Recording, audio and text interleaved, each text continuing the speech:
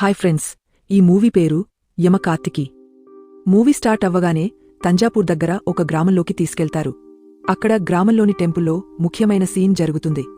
గ్రామ ముఖియా సెల్వరాజ్ ఇంకా కొంతమంది ఉంటారు. వాళ్లు పశుపతి అనే వ్యక్తిని టెంపుల్ ట్రస్టీగా నియమిస్తున్నారు. సెల్వరాజ్ పశుపతితో మరో వారంలో టెంపుల్ ఫెస్టివల్ ఉంది, అది ఈసారి గ్రాండ్గా సెలబ్రేట్ చేయాలి అని చెబుతాడు. అందరూ ఇప్పటినుంచే ప్రిపేర్ అవుతున్నారు. ఇక్కడ సెల్వరాజ్ ఫ్యామిలీని ఇంట్రడ్యూస్ చేస్తారు. సెల్వరాజ్ భార్య, అతని కొడుకు ముత్తు, కూతురు లీలా, ముత్తు గర్భిణీ భార్య ప్రేమ, సెల్వరాజ్ వృద్ధ తల్లి ఉన్నారు. ఈ రోజు వాళ్లందరూ లీలా మామ ఇంట్లో ఫంక్షన్కి వెళ్లాలి. కాని సెల్వరాజ్ తన మామతో గత 5 సంవత్సరాలుగా మాట్లాడటం లేదు.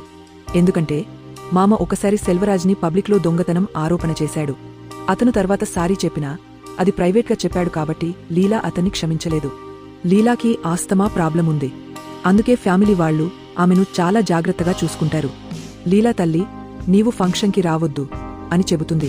కాని లీలా, మీరు వెళ్ళండి, నేను నా ఫ్రెండ్ స్వాతిని ఇంటికి పిలుస్తాను, ఆమె నా జాగ్రత్త చూస్తుంది అని చెబుతుంది. సెల్వరాజ్ ఇంటికి వచ్చి ఫంక్షన్కి రెడీ అవుతాడు. తన తల్లితో లీలాని జాగ్రత్తగా చూడు అని చెబుతాడు. కాని అతని తల్లి ఎప్పటినుంచో ఒక లాక్ చేసిన రూమ్ డోర్ని చూస్తూ ఉంటుంది. ఆ డోర్ వెనుక ఏదో సీక్రెట్ ఉందని సెల్వరాజ్ అనుకుంటాడు.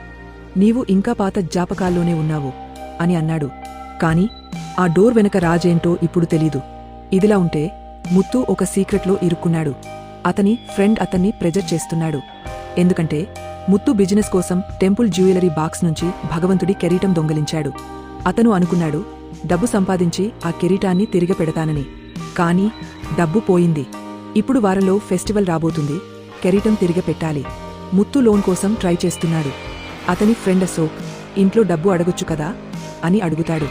కాని ముత్తు ఫ్యామిలీకి ఈ విషయం తెలియకూడదు అని చెబుతాడు.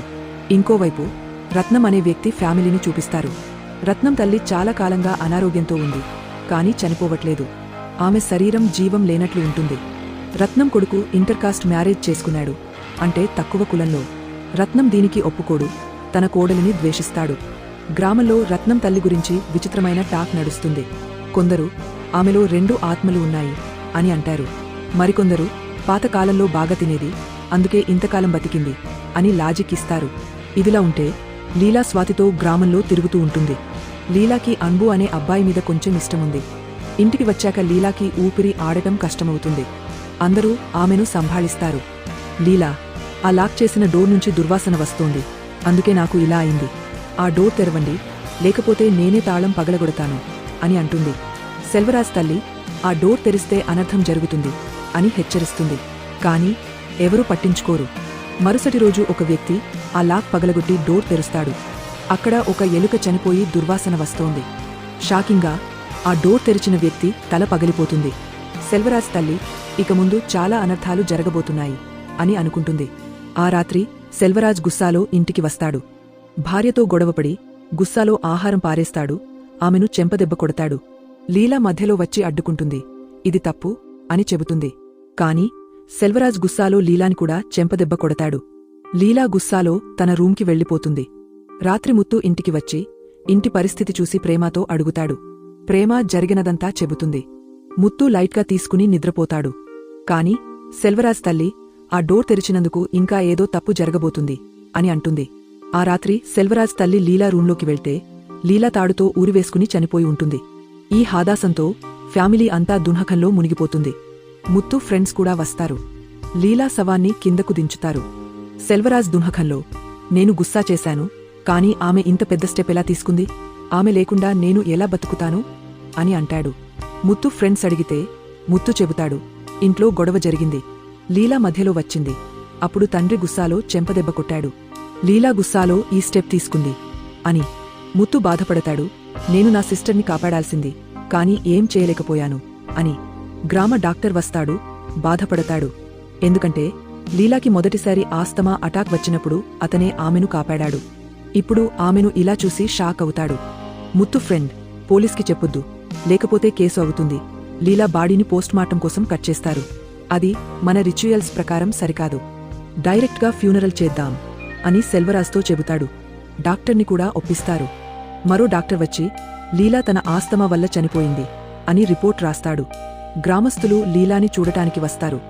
లీలా మామ కూడా వచ్చి ఆమె పాదాలపై పడి క్షమాపణ అడుగుతాడు, ఏడుస్తాడు.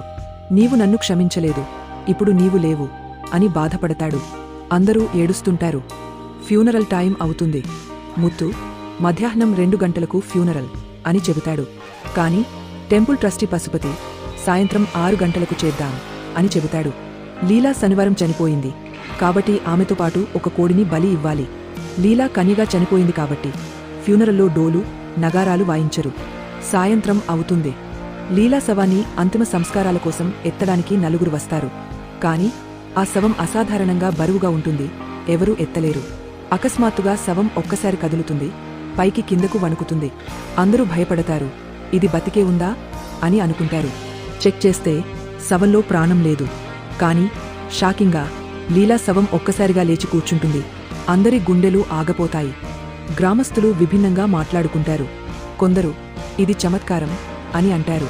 మరికొందరు ఇది అపశకునం అని అంటారు. ఒకరు ఒక గర్భిణీ స్త్రీ చనిపోయినప్పుడు ఆమె శవం ఎత్తలేదు, ఎందుకంటే ఆమె బిడ్డను జన్మనివ్వాలనుకుంది అని కథ చెబుతారు. ఇంకొందరు చనిపోయిన స్త్రీలు ఆత్మలై జనాలను వేధిస్తాయి అని అంటారు. ఈ గ్యాప్లో అశోక్ ముత్తు దగ్గర కిరీటం గురించి అడుగుతాడు. ముత్తు, నేను ఆ కిరీటాన్ని ఇప్పటికే తెచ్చాను. ఆ సీక్రెట్ రూంలో దాచాను, ఎందుకంటే అక్కడ ఎవరూ రారు అని చెబుతాడు. గ్రామస్తులు ఒక పండితుడిని పిలుస్తారు లీలా మీద ఎగ్జార్సిజం చేయడానికి. పండితుడు రిచువల్ స్టార్ట్ చేస్తాడు. కాని ఒక పిల్లి దారి కడుతుంది. అతను కింద పడతాడు. భయపడి రిచువల్ ఆపేసి పారిపోతాడు. అప్పుడు గ్రామస్తులు గ్రేవ్ కీపర్ని పిలుస్తారు.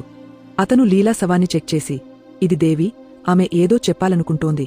ఆమె తన మాట చెప్పాకే ఇక్కడ నుంచి వెళ్తుంది అని చెబుతాడు. ప్రేమ ముత్తుతో, మనం అందరికీ నిజం చెప్పాలి, లీలా ఎలా చనిపోయిందో అని అంటుంది. ముత్తు ఆమెను ఆపతాడు.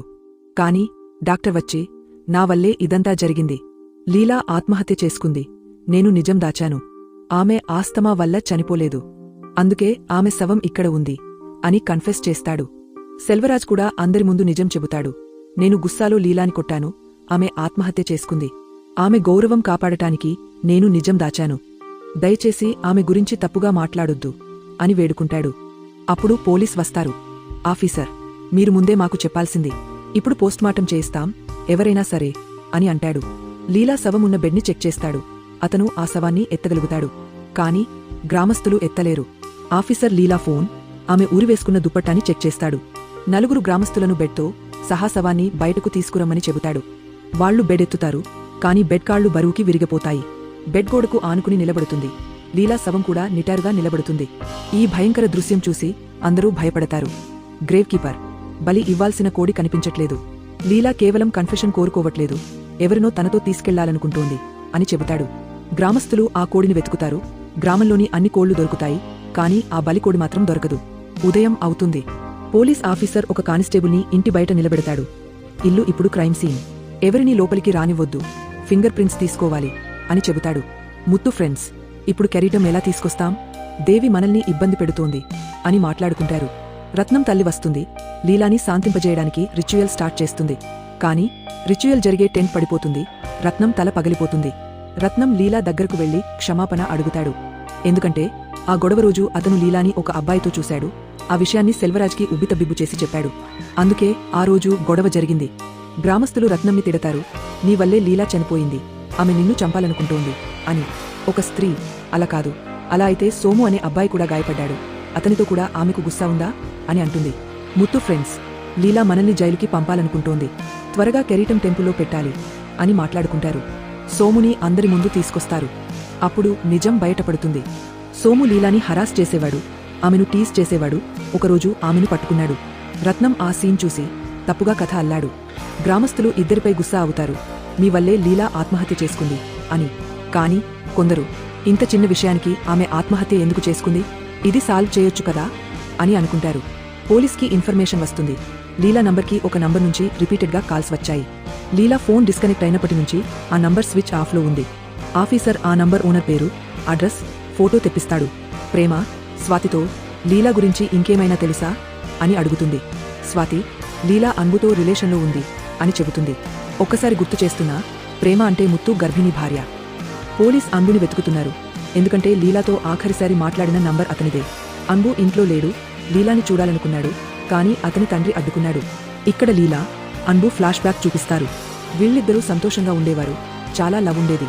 కాని అన్బు గ్రామంలోనే జాబ్ చేస్తాడు. లీలా సిటీలో మంచి జాబ్ చేయి అని చెప్పేది.